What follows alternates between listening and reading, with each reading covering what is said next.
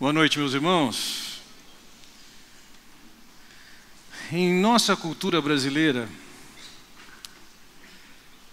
nós estamos bem familiarizados com essa imagem. Houve um tempo, talvez esses tempos sejam um pouco diferentes, mas que em qualquer sala de aula, em qualquer repartição pública, havia um crucifixo e um Cristo crucificado.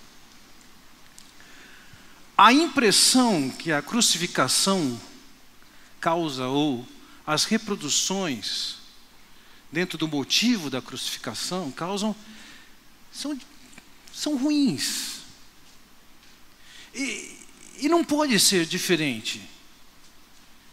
Pense que o Senhor Jesus passou por tortura, açoites,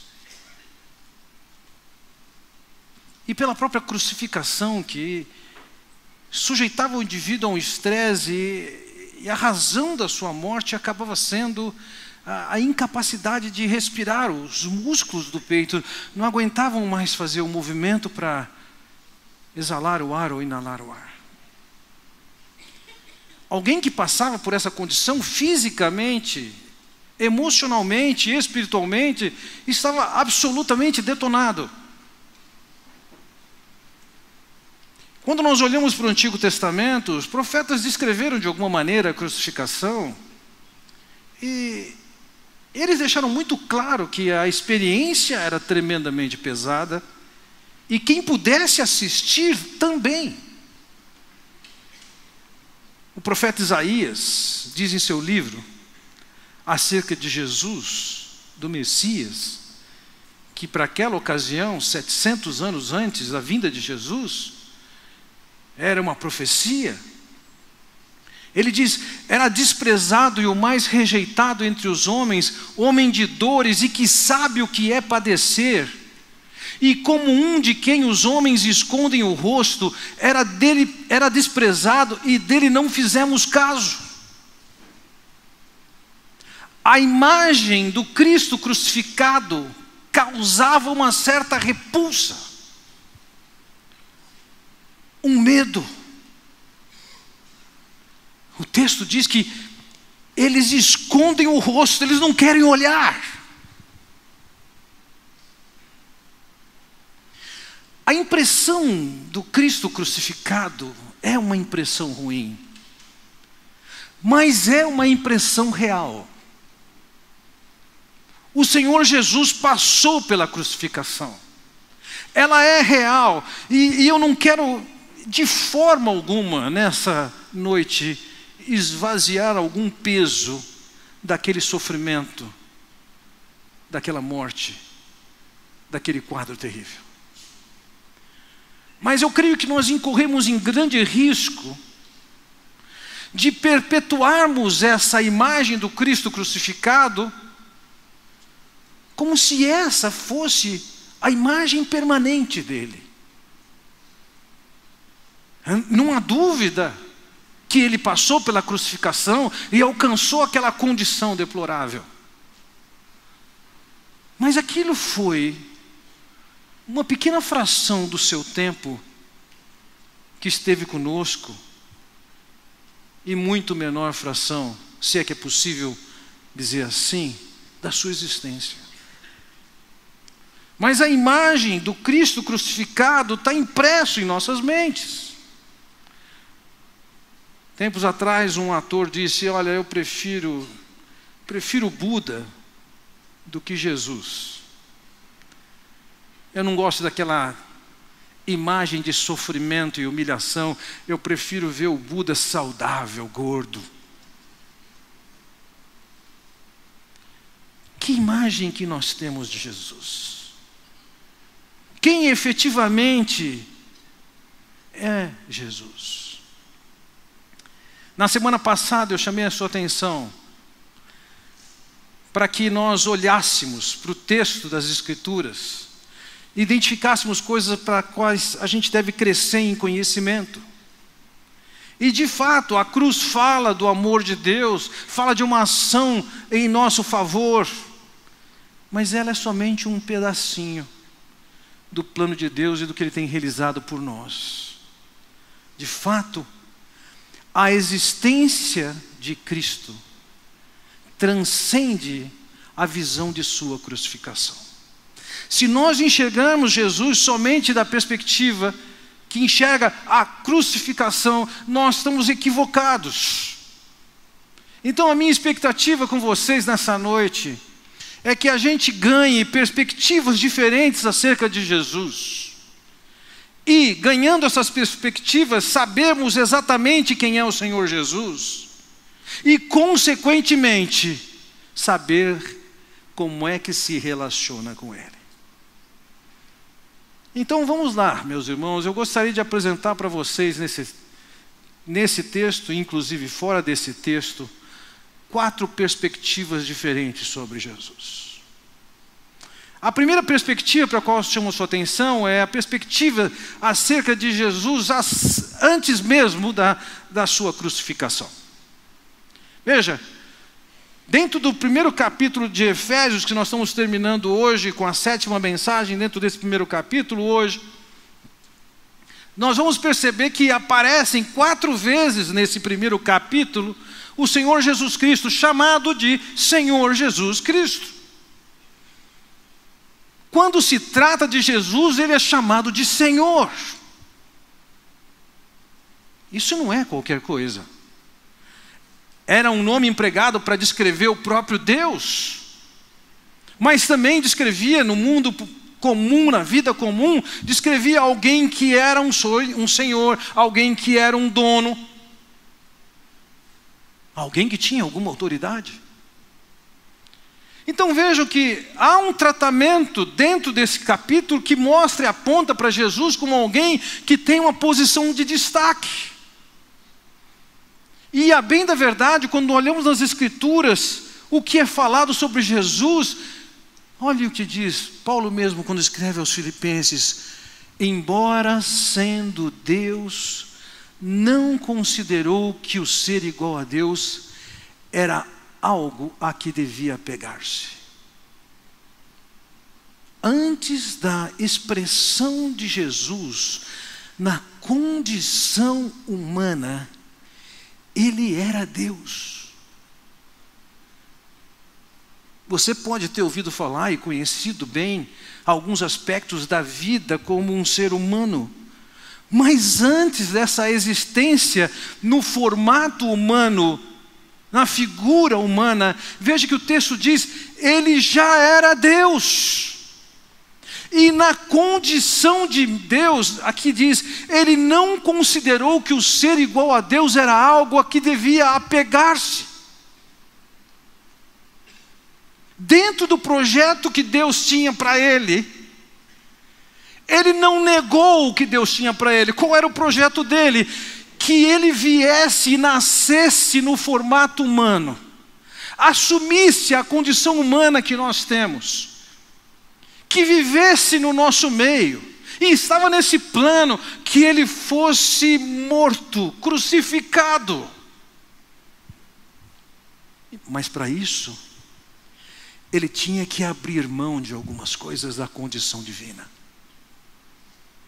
E o texto nos diz que Ele não considerou que Ele não devia se devia pegar aquilo. O texto então continua dizendo: mas esvaziou-se a si mesmo, vindo a ser servo, tornando-se semelhante aos homens. Veja, antes de ser semelhante aos homens, Ele tem a condição de Deus. Quando Ele assume a forma humana, aqui houve um esvaziamento. Do quê? Ele jamais se esvaziou da sua divindade. Ele se esvaziou do direito de usar dos recursos da sua própria divindade. E Ele levou a sua vida sem usar dos recursos da sua divindade, e naquilo que Ele precisava de uma ação divina, Ele dependia que Deus se manifestasse através dele. Por isso Ele clamava e orava e buscava a Deus continuamente. aquele homem era Deus, apresentado na forma humana, e nessa condição abriu mão, se esvaziou de usar das suas prerrogativas divinas, vivendo entre nós. Vejam, muito antes da crucificação, muito antes da encarnação, ele já tem a sua identidade divina. Na encarnação, ele se faz como um de nós, não perde a sua identidade divina. Na verdade, ali está alguém que é um perfeito Deus e perfeito homem, mas abriu mão de usar dos seus recursos divinos, vivendo como um de nós, dependendo da ação poderosa de Deus. Antes da sua encarnação, olha o que o Senhor Jesus orou em João capítulo 17, que nos diz: agora glorifica-me, ó Pai, contigo mesmo, com a glória que eu tive junto de ti antes que houvesse o mundo. Ele declara objetivamente, não era só antes dele existir como um ser humano, mas antes que o mundo existisse, ele já tinha uma existência com Deus, de unidade com Deus, de compartilhamento da divindade que lhes era inerente. Ele viveu pela eternidade como Deus, com Deus, sendo Deus. Ele se manifestou na história humana, se fazendo como um de nós, mas ele está longe de ser somente aquele homem da Palestina que viveu no passado. Antes de qualquer encarnação, muito antes da crucificação, Jesus já tinha a sua identidade. Quando chegou até nós, é lógico que causou espanto, causou espécie por onde andou. Quando ensinava, algumas pessoas ficavam maravilhadas. Por quê? Com a sua doutrina. Ele se destacava e se distinguia dos mestres que tinham passado antes. Um comentário registrado nas Escrituras diz: jamais se viu tal coisa em Israel. Se falava das obras dele, e de fato, na manifestação das suas obras, vejam, em Marcos capítulo 4 é dito, e eles, possuídos de grande temor, diziam uns aos outros: quem é este que até o vento e o mar lhe obedecem? Ou seja, numa ocasião, e mais de uma, ele interveio e mudou a ordem natural. A natureza foi interrompida, houve uma intervenção divina, e aquelas pessoas estão dizendo: quem é esse?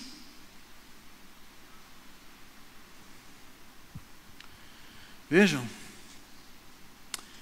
em Lucas capítulo 5, versículo 8, narra a reação de Pedro, depois que o Senhor faz uma obra dentro do métier de Pedro. Pedro era pescador, ele conhecia do assunto. E num dia que ele desiste de pescar porque não tem peixe, o Senhor dá uma orientação e Pedro, talvez cético, mas dizendo: olha, por mim eu ia para casa agora, mas já que o Senhor falou, eu vou lançar as redes. E quando ele lança as redes, ele tem uma pesca maravilhosa.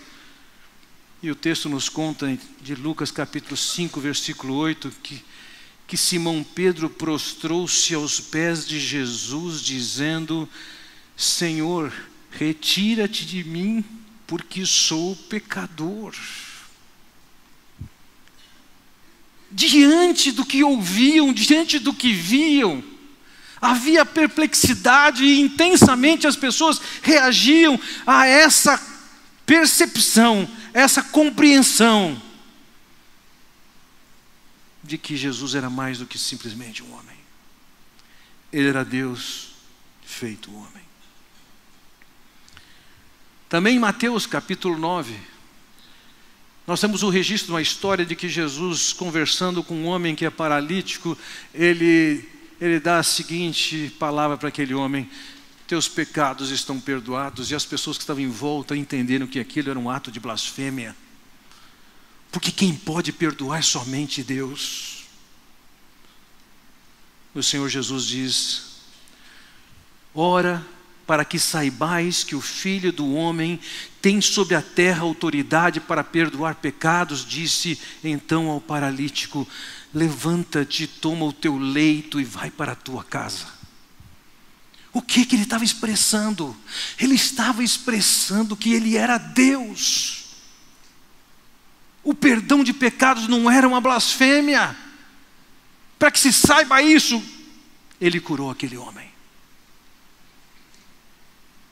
Na verdade, o que vemos na pessoa de Jesus é o que é dito em João capítulo 1, versículo 14, que diz que o Verbo se fez carne e habitou entre nós, cheio de graça e de verdade. Ou seja, o Verbo eterno se fez como um ser humano, como nós.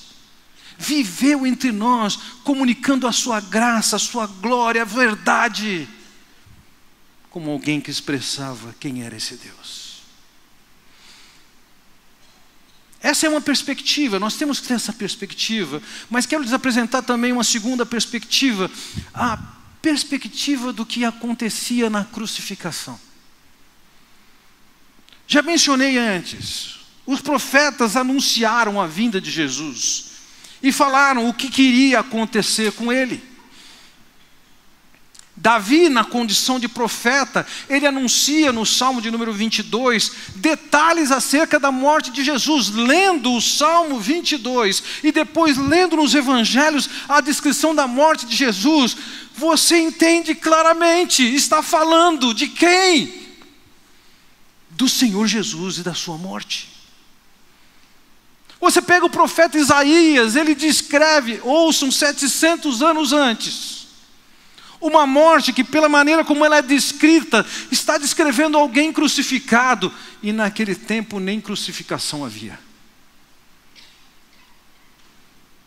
Os mais antigos já me ouviram contar essa história, e vão ouvi-la de novo. Eu era estudante no seminário, e tinha um programa no seminário de ir eventualmente para uma região de São Paulo para evangelizar judeus. E coube a mim evangelizar com um veterano chamado Marco. E nós entramos no lugar e começamos a conversar com 2 judeus. Um deles chamava Jacob e o outro chamava Gedal. E começamos a seguinte dinâmica naquela conversação. O Jacob lia o texto de Isaías 53 no hebraico. O Marcos traduzia. E o Gedal e eu acompanhávamos. Por 3 vezes o Gedal interrompeu a leitura dizendo: você está lendo o Novo Testamento? E o Jacob dizia: não, eu estou lendo o Tanar. Tanar é o Antigo Testamento. E novamente seguiu a leitura. E em algum momento da leitura ele disse: você está lendo o Novo Testamento? Ele falou: não, eu estou lendo o Tanar. E pela 3ª vez ele interrompeu a leitura e disse: você está lendo o Novo Testamento? E o Jacó gritou com ele: eu estou lendo o Tanar, o Tanar. E acabada a leitura de Isaías 53, antes mesmo que falasse qualquer coisa sobre Jesus, eu fiquei conversando com o Gedal e o meu amigo com o Jacó. O Gedal me contou a seguinte história.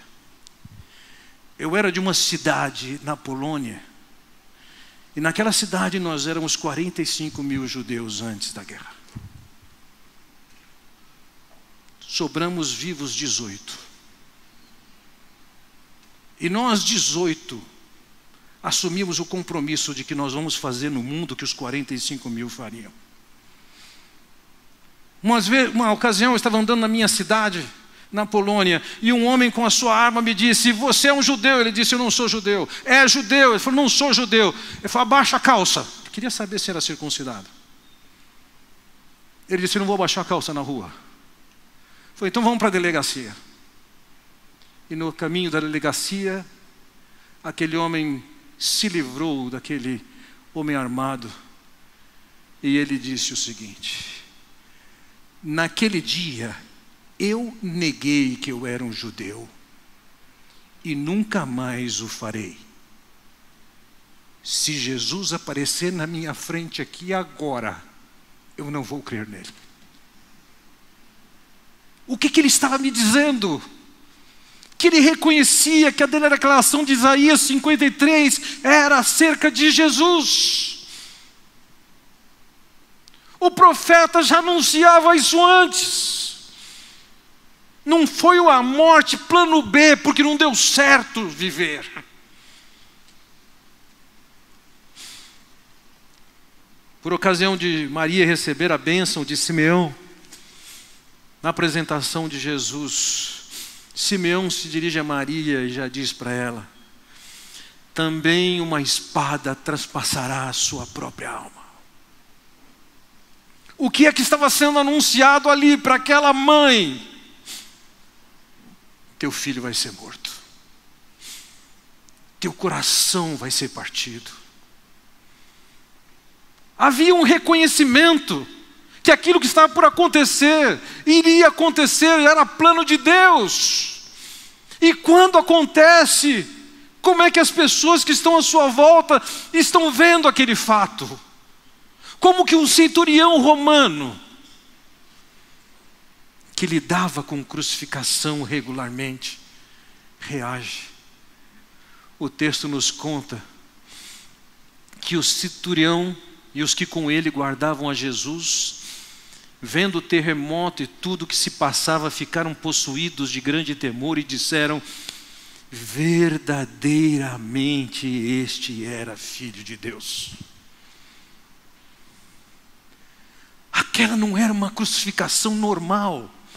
Era a crucificação planejada por Deus. Deus usou da mão de iníquos para que fizessem aquela operação, mas aquela morte estava no plano de Deus. Os pecados de toda a humanidade estariam sendo julgados e foram julgados ali. Na condição de pecadores e cúmplices de Satanás, sobre isso falamos na semana que vem, nós estávamos sendo libertados dessa condição.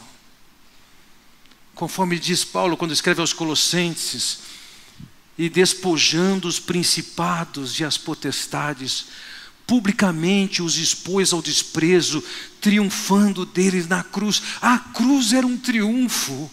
Era a morte que pagava para que nós fôssemos resgatados, redimidos do poder de Satanás sobre as nossas vidas. Agora estamos sendo inseridos no povo de Deus, na nova sociedade que Deus está criando. Na crucificação, não era um mero homem sofrendo, e muito menos sofrendo aquilo que não foi evitável. Ele mesmo disse: eu dou a minha vida voluntariamente. Ninguém a tira.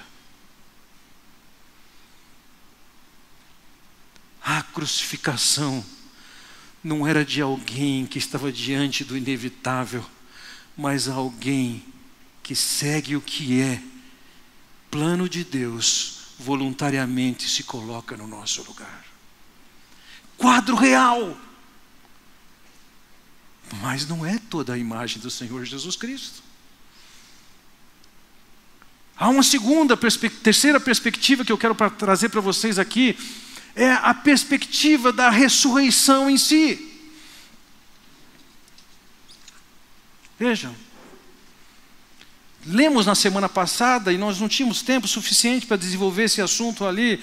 Aqui diz assim: e qual a suprema grandeza do seu poder? Ou seja, Ele quer que a gente ganhe e compreenda o poder de Deus que atuou na ressurreição. Ele diz: e qual a suprema grandeza do seu poder para com os que cremos segundo a eficácia da força do seu poder.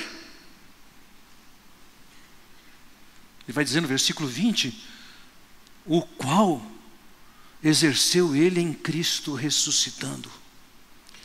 A expressão do poder de Deus se manifesta no caso da ressurreição. 4 palavras diferentes gregas foram empregadas para descrever o poder de Deus que se aplicou naquele naquele evento da ressurreição. Senhores, nós estamos acostumados a lidar com morte. Podemos não estar acostumados, mas elas estão à nossa volta. Hoje, cedo de manhã, quando eu abro mensagem que eu recebo, a esposa de um missionário faleceu. É realidade. Nós não ficamos contando com a ressurreição agora. As estatísticas apontam, a morte acabou. Mas naquele caso foi diferente, por quê? Veja que aqui diz, e qual a suprema grandeza do seu poder? A palavra grega aqui para poder é a palavra dinamis. Havia uma expressão e uma manifestação do potencial de Deus fazer aquilo acontecer. O poder, a força de Deus esteve envolvido. E ele diz, para com que cremos segundo a eficácia. A palavra eficácia aqui grega, vocês conhecem ela. Energia, de energia. Existe uma força. Existe uma ação acontecendo. Um estado de qualidade de poder que Deus tem, que se manifestou naquela hora. A seguir ele diz da força. Essa é outra palavra que nós conhecemos. É a palavra kratos. De democracia, plutocracia. É a capacidade de exibir ou de expressar força. É o exercício de regência e de soberania. E o que Paulo está dizendo é o seguinte, naquele momento, Deus expressou sua força e seu poder, sua autoridade. E por fim, ele diz, na força do seu poder, é outra palavra que significa conhecer efetivamente o poder de Deus. Nós podemos ter uma experiência com diversos equipamentos, e ter uma noção do que significa o poder de um equipamento. Anos atrás tive o privilégio de ir num centro militar de Israel e conhecer de perto alguns materiais bélicos, entre eles o tanque de guerra que eles usam. Eu tenho uma noção do que um tanque tem de poder e de força, mas chegar perto daquele veículo, identificar a altura, o comprimento, a largura, deu para ter uma ideia mais clara e um outro aspecto do poder de Deus. Naquele momento não teve ninguém que ligasse uma chave, mas eu tenho para mim que se alguém ligasse aquele motor, aqueles dois motores enormes, o barulho que soaria ia falar para nós nos afastarmos, dada a força que está envolvida ali. Posteriormente, sentando e assistindo um filme de um tanque desses, de dezenas de toneladas, correndo num terreno absolutamente irregular, numa velocidade enorme, com a mira preservada, independentemente de qualquer movimentação da estrada. Que sinal de força! Na ressurreição de Cristo nós temos um testemunho da manifestação da força e do poder de Deus de diversas maneiras. Agora veja, a suprema grandeza do seu poder. Após a morte de Jesus, houve uma ação de Deus ressuscitando Jesus. Essa foi uma obra que foi testemunhada por pessoas. Paulo, quando escreve aos Coríntios, ele diz em 1 Coríntios capítulo 15, que foi sepultado, ele morreu, foi sepultado e ressuscitou ao terceiro dia, segundo as Escrituras.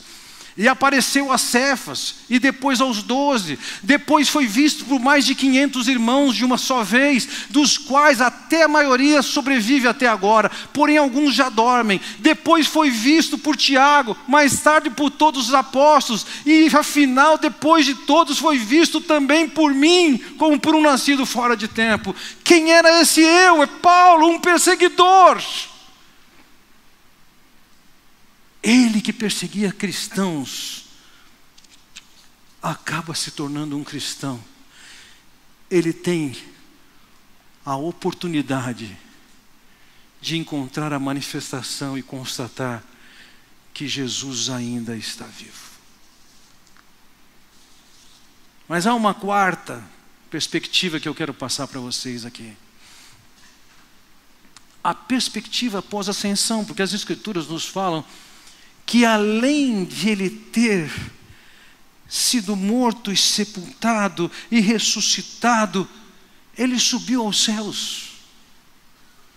Olha, o texto aqui de Efésios capítulo 1 nos diz: e fazendo-o sentar à sua direita nos lugares celestiais. O lugar à direita é o lugar de honra, é o lugar de mais alta honra. Então o Senhor que o ressuscitou, depois o levou aos céus, e na condição dos céus, ele foi colocado à direita de Deus, no lugar mais alto. Isso cumpria a profecia de Davi, que no Salmo 110 dizia: disse o Senhor ao meu Senhor, assenta-te à minha direita. Disse o Senhor, ele está falando de Deus. Ao meu Senhor é o Messias, o Cristo, que era um descendente de Davi. Assenta-te à minha direita. Já era profetizado que Jesus, depois de morto e ressuscitado, seria colocado na posição mais alta no universo, exceto do próprio Pai. É isso que o leva a dizer em Mateus 28, toda autoridade me foi dada nos céus e na terra. Então, quando lemos que ele foi colocado no versículo 21, muito acima de todo governo e autoridade, poder e domínio, e de todo nome que se possa mencionar, não apenas nessa era, mas também na que há de vir. Veja, Jesus não foi colocado em alguma condição de paridade, não. A posição em que Jesus foi colocado é a mais alta, como ele diz aqui, muito acima. Acima do quê?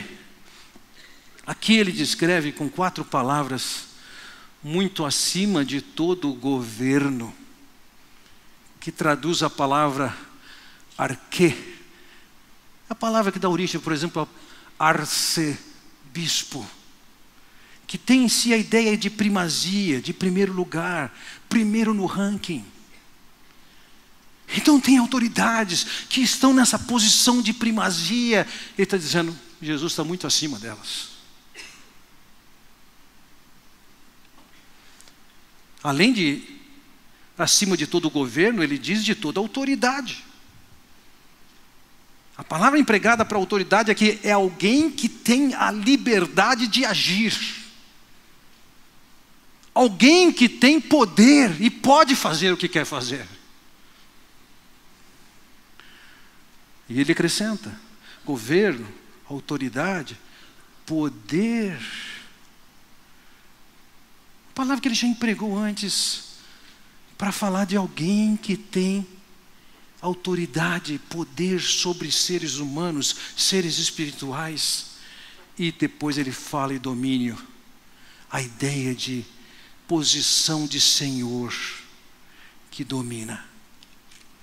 E isso, conforme ele diz aqui, e de todo nome que se possa mencionar, não apenas nessa era, mas também na que há de vir.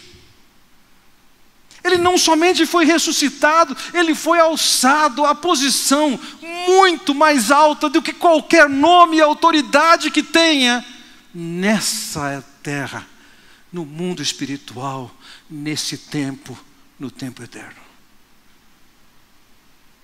No versículo 22, então, ele diz: Deus colocou todas as coisas debaixo dos seus pés. Essa expressão, colocar debaixo dos pés, não é como se tivesse o pé de Jesus pisando o pé dos inimigos, não. É o pé do Senhor Jesus pisando o pescoço dos inimigos. Com isso, o texto não está dizendo que os inimigos estão inativos, porque o Senhor Jesus colocou o pé sobre o pescoço dele. Eles estão ativos, sim. E no capítulo 6, versículo 9 em diante, ele vai descrever que esses imundos, os espíritos, os demônios estão nativas, sim. Mas eles estão nativas enquanto aquele que é absolutamente Senhor, que está com o pé no pescoço deles, permitir. Porque haverá uma hora em que Ele não vai mais permitir. Cristo foi colocado acima de todo nome, todo poder, toda autoridade. Foi alçado à posição mais alta do universo. Designou como cabeça de todas as coisas para a igreja. E pôs todas as coisas debaixo dos pés. E para ser o cabeça sobre todas as coisas, o deu à igreja.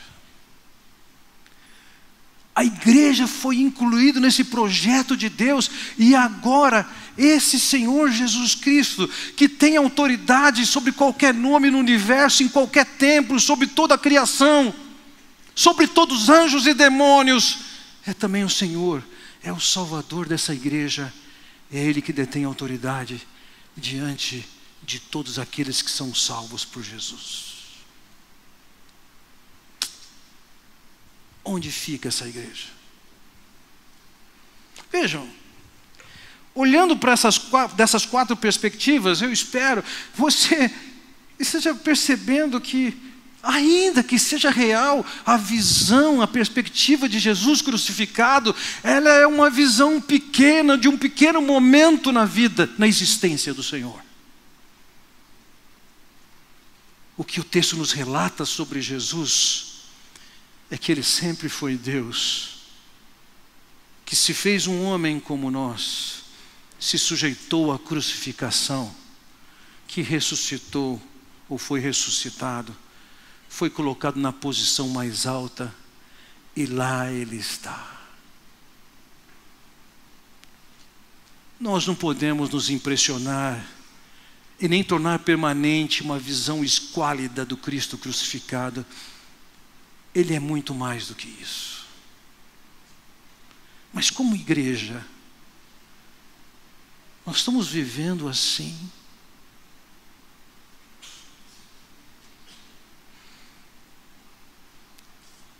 Não foi nenhuma nem duas vezes que eu encontrei pessoas que tinham um membro de sua família bastante doente. E que houve alguém que comunicava ter autoridade e decretava e declarava e comunicava que em nome de Jesus aquela pessoa estava curada.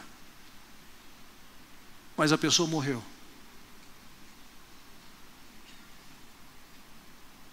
Nessas condições, não é raro encontrar pessoas que, quando questionados da morte do ente querido, ouviram o seguinte: a cura foi feita, o livramento foi dado, mas vocês não tiveram fé e não se apropriaram dele. Que mentira! Que tinha autoridade e poder para dizer se vai ser curado ou não vai ser curado. Isso está no âmbito do Senhor Jesus Cristo e não no seu e nem no meu. Não somos nós que vamos dizer para Deus aqui o que Ele tem que fazer. Como uma cantora que supostamente tomou uma decisão ao lado de Jesus, disse que agora nós temos que fazer com que o homem, se referindo a Jesus, tire a bunda do trono para fazer o que tem que ser feito. Quem pensa dessa maneira não conhece nem Deus nem a si mesmo. O Senhor Jesus Cristo não é aquele esquálido da cruz que está precisando se apoiar em você e depender das suas orações e das suas ordens para cumprir o que for. Ele está na posição mais alta do universo. Fazemos nossas orações pelos nossos queridos. Queremos ver a Miriam, a Amanda, o Nelson e outros curados e libertos da sua enfermidade. Queremos sim, mas nós não temos autoridade sobre isso. Nós somos servos. Ele é o soberano Senhor. Quantas vezes já vi pessoas num processo de oração fazendo com que, não, vamos amarrar os demônios, porque os demônios estão lutando contra a luz, contra o Senhor, e nós precisamos de orar para aplacar o poder das trevas. Entendam isso, o Senhor Jesus está muito acima, não tem batalha. Não tem ninguém que ameace a sua vontade. Tem um povo sim que pode estar sujeito a ele ou rebelde a ele e se torna vítima do inimigo. Não vamos confundir as coisas, achando que somos você e eu, que pelas nossas orações vamos fortalecer e encorajar o Senhor Jesus para tomar controle das coisas. Se enxerga, baixa a crista.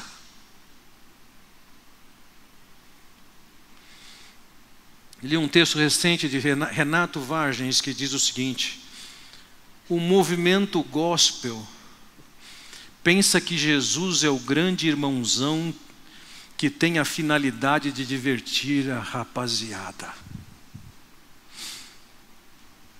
A igreja não é lugar de diversão e de entretenimento. Isso aqui não é um show. Isso aqui é o povo que, por ordem de Deus, salvos através do Senhor Jesus Cristo, foram reunidos em torno do Senhor Jesus Cristo para a obra que Ele tem a fazer. Veja o que ele diz no versículo 23. E a igreja é seu corpo. Ela é preenchida e completada por Cristo, que enche consigo mesmo todas as coisas em toda parte. A igreja é a expressão, é como Cristo sendo o cabeça e nós o corpo dele. E nós temos uma expressão conforme planejado, instruído, determinado pelo cabeça, que nos leva a agir de acordo, em sintonia com esse Senhor. Um corpo saudável está atento, sincronizado, harmonizado com as mensagens do cabeça, que é o Senhor do universo. Meus irmãos, meus amigos, nós estamos na condição de ver o Jesus crucificado, mas não é só isso. Antes de ser crucificado e mesmo um ser humano, Ele é o próprio Deus. E depois de crucificado, morto e sepultado, é ressurreto, é levado aos céus, é colocado na mais alta posição. É esse a quem nós servimos. Não é alguém que precisa de você. Ele não tem a necessidade de que mais alguém pegue parte da sua cruz e a carregue agora. Ele é o soberano sentado à destra de Deus, muito acima de todo principado e potestade. Quando se prega do Senhor Jesus Cristo e do seu Evangelho, é comum as pessoas dizerem: escuta, o que você quer aceitar? Não existe essa linguagem nas Escrituras. A linguagem das Escrituras é: arrependei-vos e crede. As pessoas vão responder pelo que fizeram, se obedeceram ou não obedeceram o Senhor Jesus. Ah, não, alguém falou, se eu queria, eu não queria, eu queria sorvete de outro sabor. Não é uma questão de opção. É o Senhor do universo, aquele que está sentado à direita de Deus.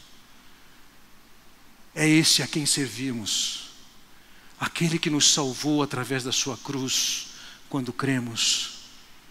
É aquele a quem nos colocamos agora curvados, submissos, reconhecendo a sua grandeza, a sua glória e todo o seu poder.